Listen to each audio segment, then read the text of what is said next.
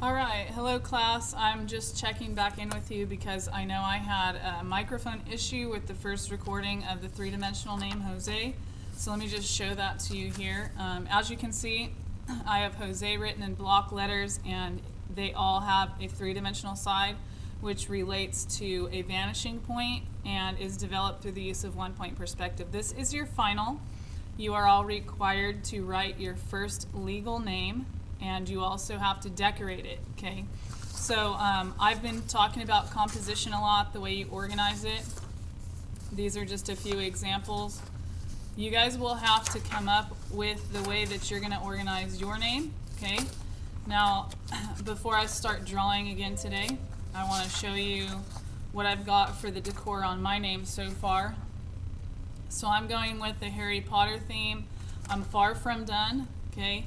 So I've got Hermione Granger's wand, I've got some golden snitches decorating my A. Obviously I'm still needing to color this. And then through collaboration with some students today during first period, we decided that Dobby the house elf needs to be snapping his fingers here, and then a little miniature version of him will be up there in the Y.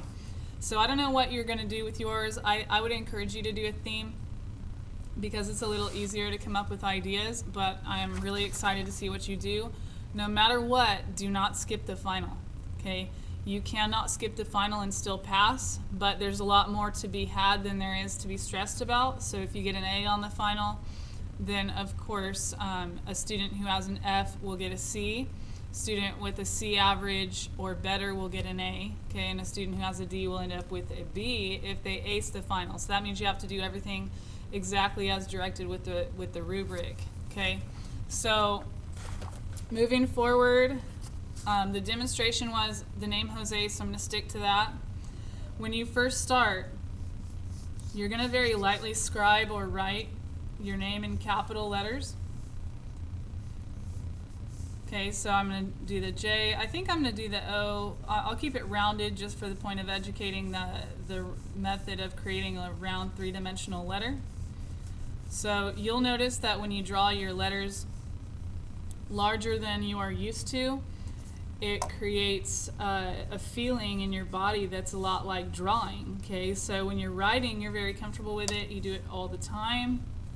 Well, I don't know if you do it all the time. You guys might type more than you write now these days. So anyhow, when you draw larger, it definitely feels a lot more alike drawing inside of your body, because of the way your brain is reacting to the end of your fingertips in your hand. So hopefully throughout the length of the course this year, you guys are going to develop some better fine motor skills, and you're going to learn a lot about how to create illusions on paper.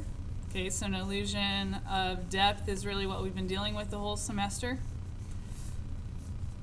And we've been utilizing a vanishing point, which is really just a little drawing trick, a little dot, in order to make sure that we are mastering that illusion. So as you can see, I've composed the name Jose across my paper. I'm not really certain that this J is tall enough. I think I'm going to make this J a little taller, make a little adjustment. So composition means how did you arrange your paper. That's part of the drawing rubric. So please make sure that you're using all the space nicely. So the next step is to go back and put the meat around the letters. So right now the letters are just bones. So you can do rounded edges around your letters if you like. I happen to be doing these square just because I think that there's a little more to learn from that here. The style of your text makes no difference in regard to your grade. You could even do three-dimensional cursive letters if you would like. You can pick any style of font that you want. What I'm really looking for is you utilizing a one-point perspective to create the illusion of depth. Okay, so I'm drawing fast this video just because I want to save some of the instructional time for your working time. A-Day students are due to turn in this drawing on Friday the 11th, and B-Day students are due to turn this drawing in on Monday the 14th.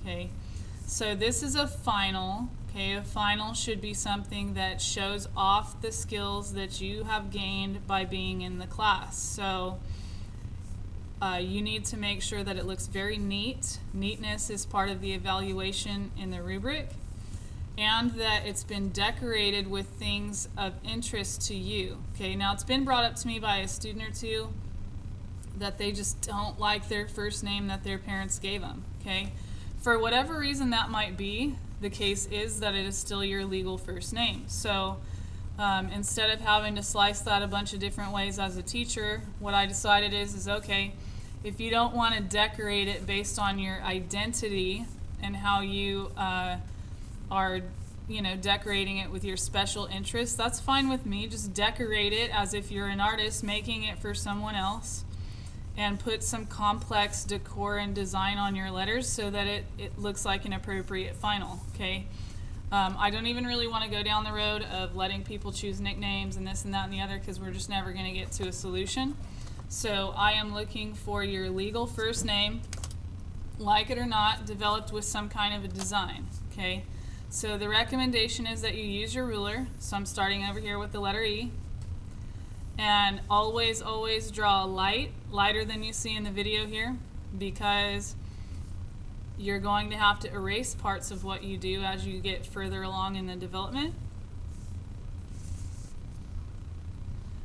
And you don't want to draw too dark so that it leaves ghost lines. So I'm going to develop one letter at a time so you can see that. So I've got the diagonals for the letter E happening here. One big point this semester was that the diagonals are what creates the depth, and you need to reflect a line that's parallel and comes from the original shape. So the angle of this E here needs to be the exact same when it meets the diagonal. Okay, so I'm going to move down again for the second part of the E. Needs to be nice and parallel, and then the bottom is on a slight angle as well. So when I go find the line that shows the illusion of the depth, I need to make sure that the line between the diagonals that came from the side of the original shape matches the angle. Okay, so I did that freehand without a ruler, but on a side like this that's a little longer and a little harder, I would definitely recommend using the ruler. Okay, so here gets to the erasing part. Anything that you no longer need, you just simply get rid of it with the eraser. Okay, and then we'll fill in this area with some kind of decoration in the background later. Okay, all right, so going to the S, it's a rounded shape, so I'm going to go way out to the curve here, and I'm going to keep in mind that that curve is part of what creates the interest. So I stuck this diagonal in here and just imagined that being a corner. I would definitely recommend doing that for rounded letters. It just helps your mind solve things, and you'll see why here in just a moment. So anywhere you can imagine a corner, you need a diagonal going to the vanishing point from your letter, and sometimes just sticking an extra diagonal in helps a lot. Okay, so I'm going to go in and I'm going to define this S. Okay, one little confusing part is I have part of this E inside of it, so the S is going to be on top of the E, so I want to get rid of that. And I want to look at the original shape of the letter S. Okay, so the bottom of it has a bit of a curve. So I'm going to go down here roughly where the E is, and I'm going to make sure that I have a curve that matches the letter S, even though it's slight. When I get to this diagonal here, I know I have to curve it up, but I'm going to go to the side of the S and pull that over so that I don't get that angle incorrect. And I'm just going to make sure that it curves so that it looks like it belongs together. Alright, so for the interior of the S, it's the same story. I need to match this curve inside of the diagonals that came from that side. I'm going to match this curve as well. Okay, so that's why putting a diagonal coming from the corner of a curve makes sense. I know that sounds kind of wild, the corner of a curve. It's not even like a real thing. But just trust me on that. I think it definitely helps. And then, of course, we'll get rid of anything extra. We can leave these markers in here to help guide our coloring, or we can get rid of them. We're going to go to the top, matching the curve here on the S. I think another diagonal would probably help me right here. I want to make sure that looks rounded, alike the original letter. And then I'm just going to go ahead and drop this down here. Sometimes you have to make adjustments that visually make sense instead of following all the rules to the T. You want it to look good. So part of the class is learning about aesthetic judgment. Did what you produced in your art assignment look finished, and did it look good? Okay. And if it didn't look good, you need to make some changes. Okay. So for the O, we're going as far out to the edge of the O as we can. We're going to make diagonal lines, and it has a curved bottom here. So that means between the diagonals, I'm going to do a curve, just like when we did the cylinder earlier this year. I'm going to curve it around. Okay, so on the interior, if I draw a diagonal, maybe it'll help some people. You don't have to draw a diagonal inside of the O. You could just do a rounded O. You want to reflect some kind of a curve on the inside to where it looks like it has some depth. So that diagonal actually really bugs me, so I'm going to get rid of it. I'm going to go back in and retrace the inside of the O. If you find your hands moving around on your paper is smearing it or something like that, you can get another piece of paper and you can cover it up. You can see this is the complementary coloring assignment that we did. So if that's no longer of use to me because I've submitted it, I can put it under my hand and that will block my work so that I don't smear it. But I'm going to keep it visible during the video because I think it helps. Alright, so I'm going towards the vanishing point. This time I know I don't want to do all that erasing, so I'm not going to draw it all. Okay, I'm going to check this corner here. And the corner is not visible because it goes in front of the letter J, so I'm not going to draw that one. I'm going to check this one. Also, same story, it goes in front of that, so I'm not going to draw that. That's how you can tell whether or not something needs to be drawn. And I'm going to go over here to the curviest, made that word up, edge of the J, and I'm going to attach it over here to the vanishing point, and just for the sake of argument I will put an extra diagonal there.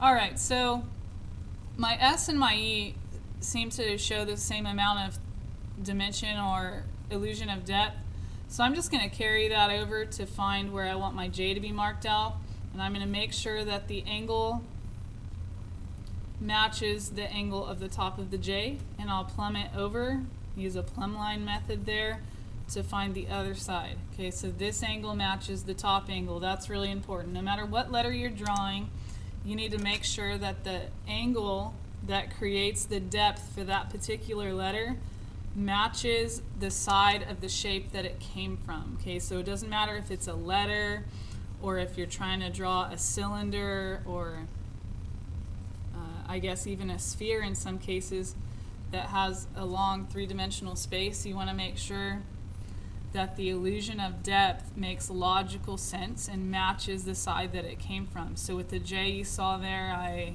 retraced. This curve and this curve need to be the same degree of curve, and then it will look right. Okay.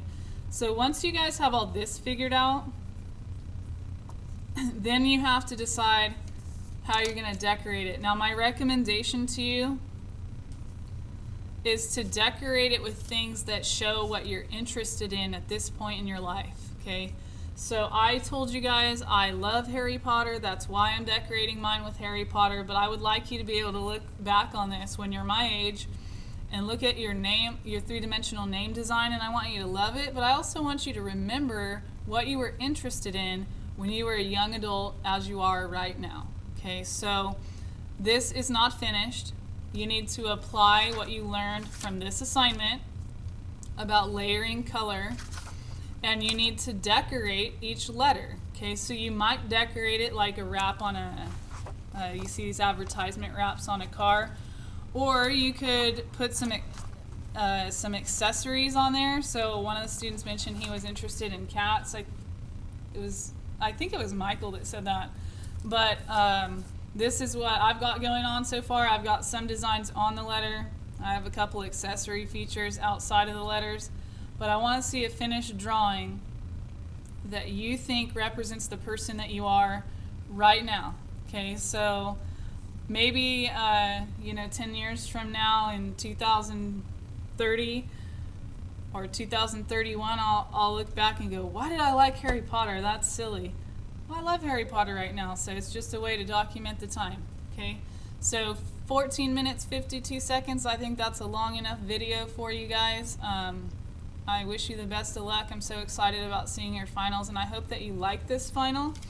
But no matter whether you like it or not, you gotta do it so that I can give you the best grade that I possibly can. Okay, so this is kind of a fail-safe. All right, guys, I'm proud of you. I think you're doing okay as far as meeting my expectations, and some of you are beyond exceeding my expectations, and I totally appreciate the interaction that happens between us. So good luck. It's been a good semester. Take care. Bye-bye.